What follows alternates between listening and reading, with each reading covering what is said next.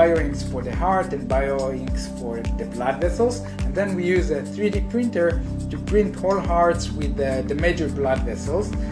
These hearts are again made from the patient's own materials and the patient's own cells.